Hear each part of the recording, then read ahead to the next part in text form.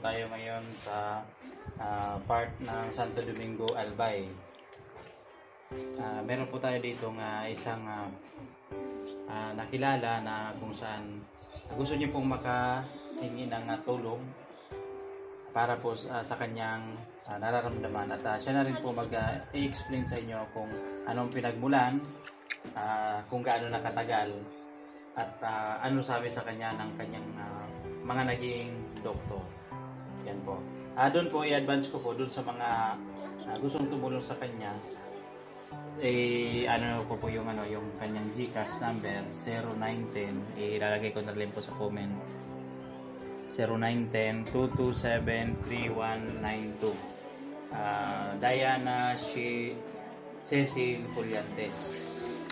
Yan po, kapatid niya po yan. So siya po yung nakakatandang kapatid. Yan na po siya. Pagkilala ka. Magandang araw po. Ako po si Remel Puliantes, taga Alimsug po, Santo Domingo, Albay. Ako po namagan po sa lahat. Gusto ko po sanang pagamot ang aking karamdaman. Meron po akong brain tumor. Sana po tulungan po ako ninyo na mapagamot ko po ang aking karamdaman sa pamamagitan po ng mga food supplement, gaya po ng Quantumin Plus po.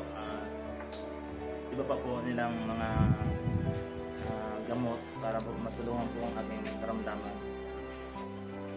Nananawagan po ako sa inyo na sana po tulungan niyo po ako. Wala po kasing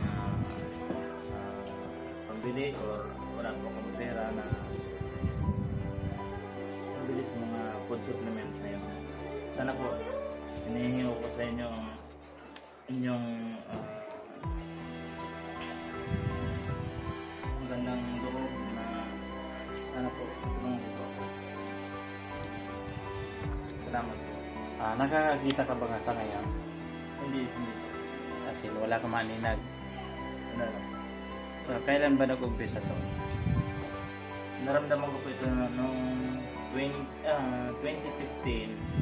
Sa left eye ko po mayroon ng konting parang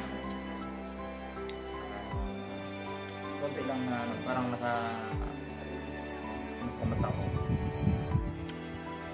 Inignaw lang yun dahil akala ko lang simpleng lang yun sa mata. Sabi ko baka madala lang ng gamot sa eye center. Pero hindi po nadala ng gamot sa eye center dahil hindi na ma-detect kung anong sakit sa mata ko. Yun ang pangalawa kong pagpunta sa eye center ko. Ginawa ko nila yung lahat na sinitiskan ako. Doon ko nakita yung bukol sa ulo ko. Hanggang nagkaroon ako ng 3.7 cm ang laki ng bukol sa ulo ko. Ano po yung recommended ng mga unang doktor? Noong una po, yun nga, sabi nila operation sa PGH Manila.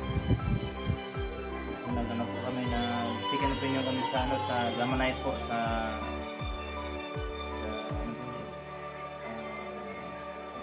Cardinal Santos po sa San Juan. Kaso medyo mabigat po yung bayad, mabigat po yung laban ko dahil 50-50 ang buhay. Dahil pag once na may naputol na ugat, baka hindi na ako makalabas ng buhay sa operating room. Yun po ang sabi nila. So that was 2015 pa. Ako. Kaya it means 9 years na, 9 years. Pero nawalan po ako ng paningin last 2021 po. Till now.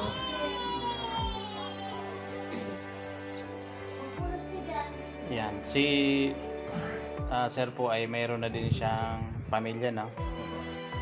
At may 2 anak. Ako, 2 pang anak ko. Ang isa, ang panganay po, 12 years old. Ang bunso ko ay 7 years old. Anong trabaho mo dati? Ako po, nag-drive ako dati. Driver po ako dati sa Maynila. Marunong po ako ng isda.